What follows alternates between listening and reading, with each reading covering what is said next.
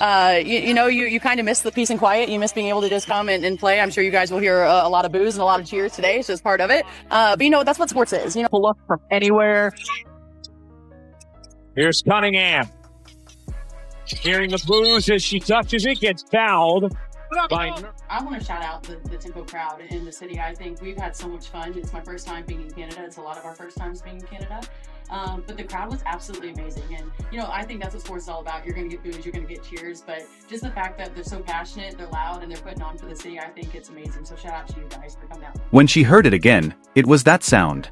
As soon as her name appeared on the loudspeaker, an even louder round of alcohol began to pour down from every floor of Scotiabank Arena. When most players heard that, they would tighten up. The majority of players would shrink slightly, perhaps take a quick look to the bench, or perhaps ask a teammate what's happening.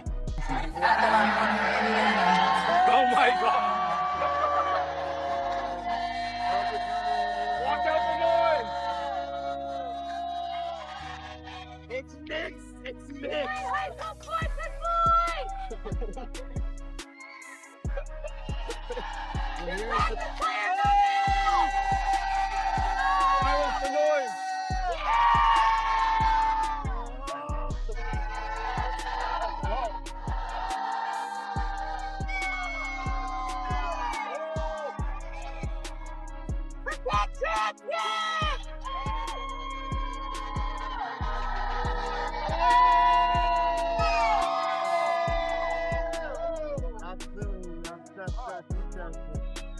None of that was done by Sophie. Like any other Tuesday night, she jogged directly to the scorer's table, removed her warm-ups, and prepared to play the game for which she had come. No hesitancy, no theatrical pause, and no looking around to see who initiated it. In a building that had obviously decided she wasn't wanted, it was just business as usual. I'm out here getting booed by the woke Toronto Tempo fans. Oh, wah. Sophie burned them to the ground with some clutch three-pointers.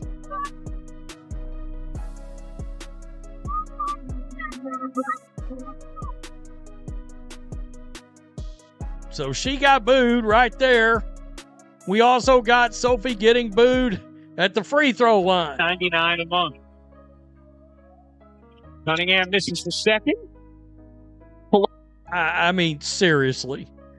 You got fans booing Sophie Cunningham because she supports women in sports at a women's basketball game. That's one of the more absurd things, but it's Canada. I mean, it's Canada. It's important to keep in mind that this wasn't just a small local group. The Tempo's most anticipated game of the season, a nationally televised encounter with Caitlin Clark and the Fever, filled Scotiabank Arena. And a significant portion of that sold-out arena focused their energies on a single player who came off the bench for the entire evening. For someone performing in Canada for the first time in her career, it is a lot of noise to take in. Sophie Cunningham getting booed as she checks in to the game.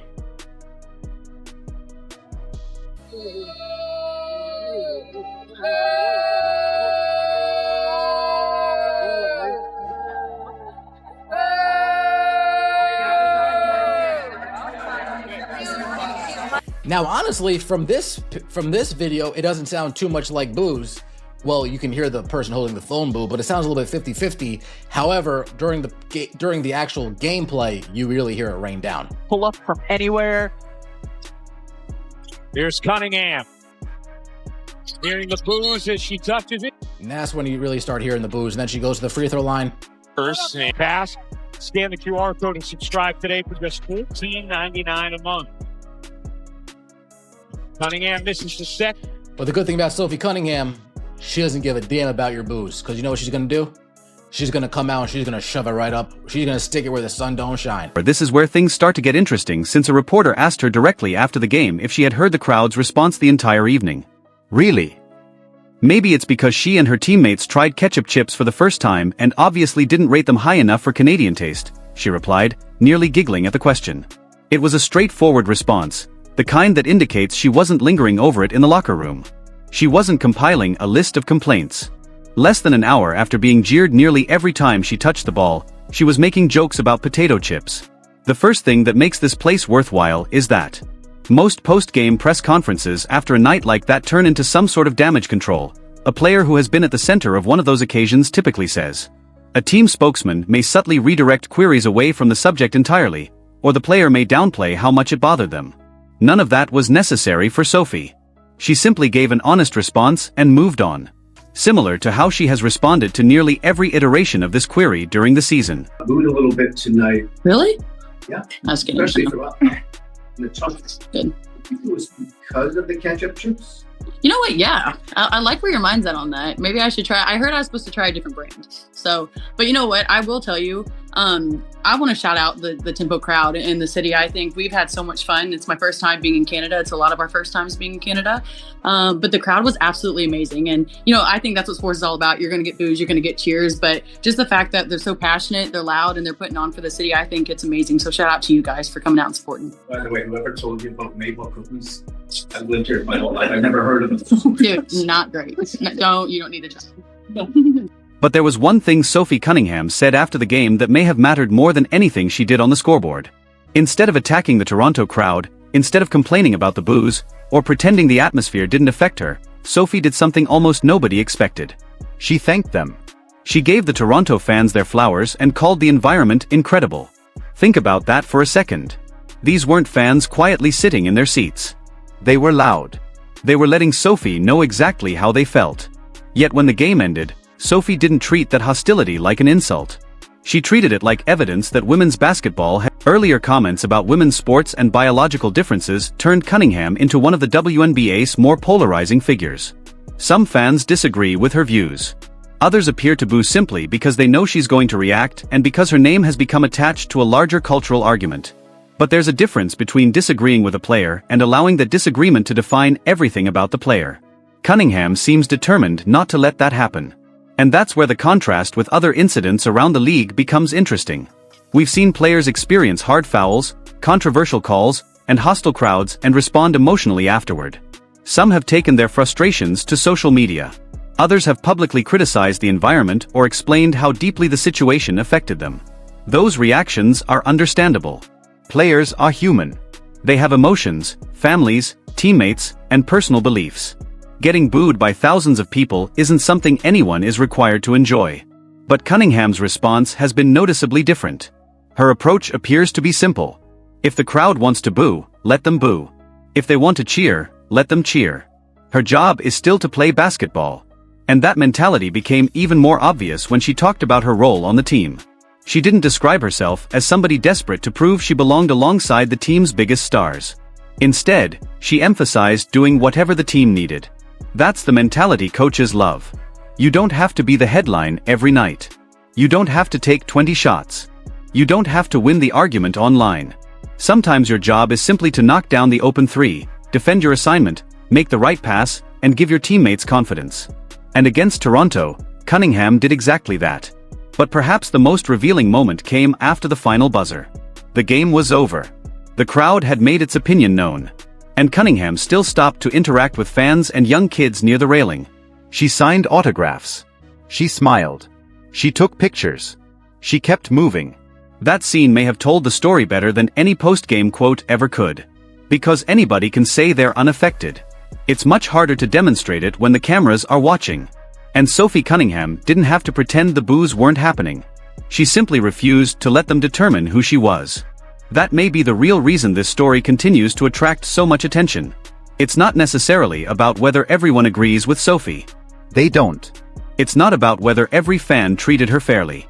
They didn't. And it's certainly not about pretending controversial moments don't matter.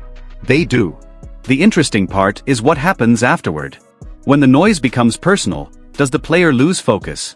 Does the controversy become bigger than the basketball? Or does the player walk into the storm, compete anyway, and walk out without giving the crowd control over her emotions? In Toronto, Cunningham appeared to choose the third option. And that might be exactly why the boos keep following her, but also why she keeps finding ways to turn them into fuel. And here's where the Sophie Cunningham story gets even more interesting. Because if this had happened only once, it would be easy to call it a one-night reaction. But that's not what we're seeing. The pattern keeps repeating. Different cities. Different crowds. Different circumstances. Same basic response. Sophie hears the boos, absorbs the pressure, plays her game, and then refuses to spend the rest of the night complaining about the people who booed her. That's unusual in modern sports. We're living in an era where every controversial moment can become a social media battle within minutes. One comment becomes a headline. One reaction becomes a clip. One post can dominate an entire news cycle. And athletes know that. So when something happens during a game, there's often pressure to respond publicly. Explain yourself. Defend yourself. Call somebody out. Make your position clear. Cunningham has taken a different route. She keeps bringing the conversation back to basketball. After Toronto, she wasn't focused on the crowd's negativity. She was giving the opposing team credit. She talked about the atmosphere. She talked about Toronto's talent. She talked about the challenge of surviving the late-game pressure. And she talked about doing whatever her team needed. That last part may be the biggest clue to her mindset. Cunningham doesn't seem interested in making herself the center of every story. She understands that a team with elite players needs role players who can deliver when the opportunity arrives. And that's exactly what happened. When the game became uncomfortable, she knocked down shots. When the pressure increased, she stayed aggressive. When the crowd got louder, she didn't disappear. Then, when it was finally over, she gave the opposing fans credit. That's not weakness. That's confidence. There's also something important to separate here. You don't have to agree with everything Sophie Cunningham has said to recognize that her composure under pressure is impressive. Likewise, you don't have to agree with every fan who boos her to understand that fans have the right to react emotionally during a professional sporting event.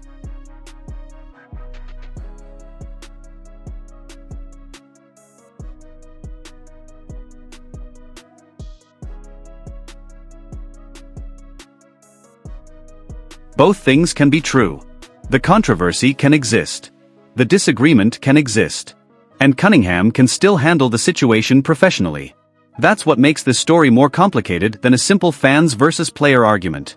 Because the real question isn't whether Sophie should be booed. The real question is what happens when she is. And so far, her answer has been consistent. She plays. She competes. She makes shots. And she moves on.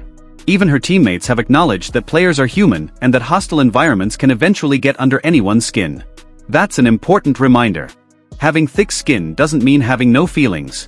It means knowing what to do with those feelings. You can be frustrated and still perform. You can be criticized and still stay focused. You can hear thousands of people disagree with you and still walk off the floor with your head up. That's the part of Cunningham's mentality that seems to separate her. She isn't trying to convince every person in the arena to like her. She's trying to make sure the crowd doesn't control her. And maybe that's why those post-game moments matter so much. When she stopped for young fans after the game, she wasn't just walking away from the building. She was showing that the people who booed her weren't going to become her enemies. Some of those same fans might disagree with her.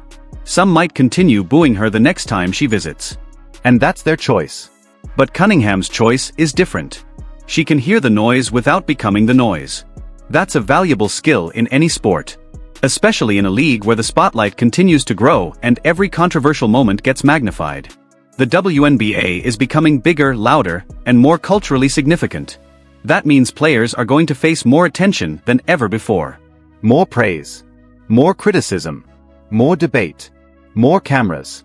And more pressure. How players respond to that pressure will become part of their legacy. For Cunningham, the story is already becoming clear. You can disagree with her. You can boo her. You can criticize her.